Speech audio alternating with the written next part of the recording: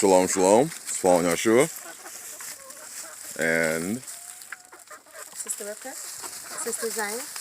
Welcome again to the Rock. So I was asked specifically, can I show how we make our wonderful compost in our chicken coop?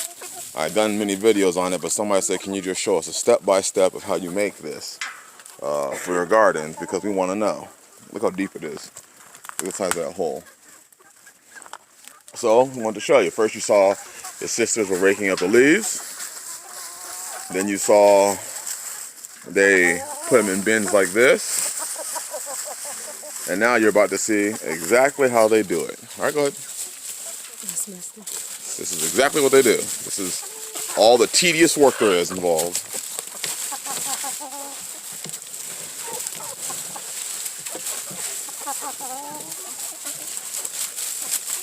And the chickens will go, and the chickens will do their part.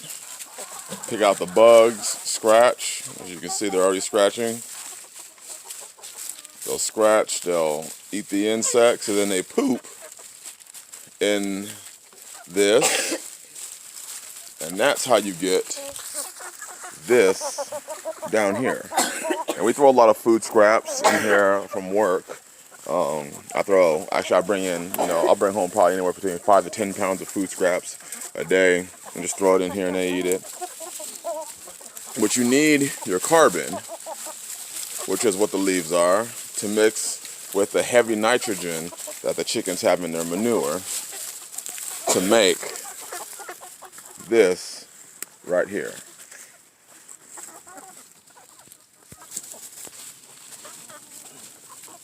As you can see, this is what you want.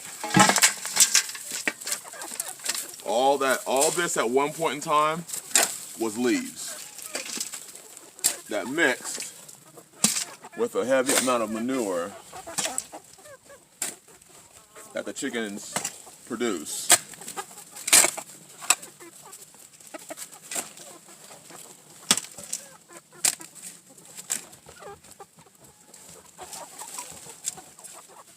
As you can see, it's just wonderful compost. Getting ready for our gardens. What we do is we take it. Excuse me, guys.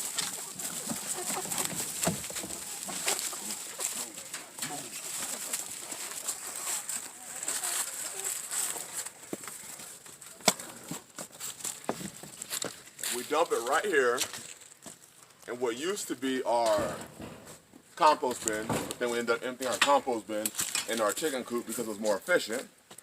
You dump in here. Short. And we'll leave it in here until after winter. And we'll put more leaves in there and we'll just keep this process going and it'll keep making this. It's wonderful manure. It's got all sorts of organic life in it. Good bacteria, microorganisms that are inside the soil that'll feed your plants. I've been asked many times, can I show how I do this? Because a lot of people weren't experienced with this. So this is how you do it. You simply just get the leaves off your land. And this time of year is a wonderful time of year because that's when the leaves fall. So that's an opportune time to feed your gardens. Also, I use this method to also keep my chicken coop warm. So I'm going to use this same method because composting obviously creates heat. It's going to keep the chicken coop warm. Because if you look in the coop area, let's go look in the coop area real quick.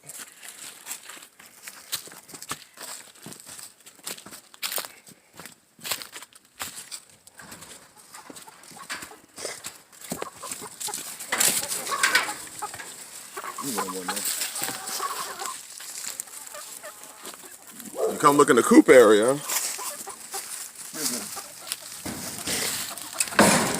You'll see that they've done the same thing here.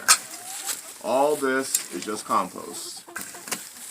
All that is just the manure mixed with the leaves and make the compost. And here's where their laying station is going to be. I haven't finished it yet. But as you can see, they are heavy. Chickens are heavy. I mean, look at this layer. All this is just manure. They're heavy poopers. So we just knock that down. It mixes with the leaves. They'll put a bucket of leaves in here. And look at this right here. This is all just manure. I cleaned this out maybe 2 days ago, or a day ago.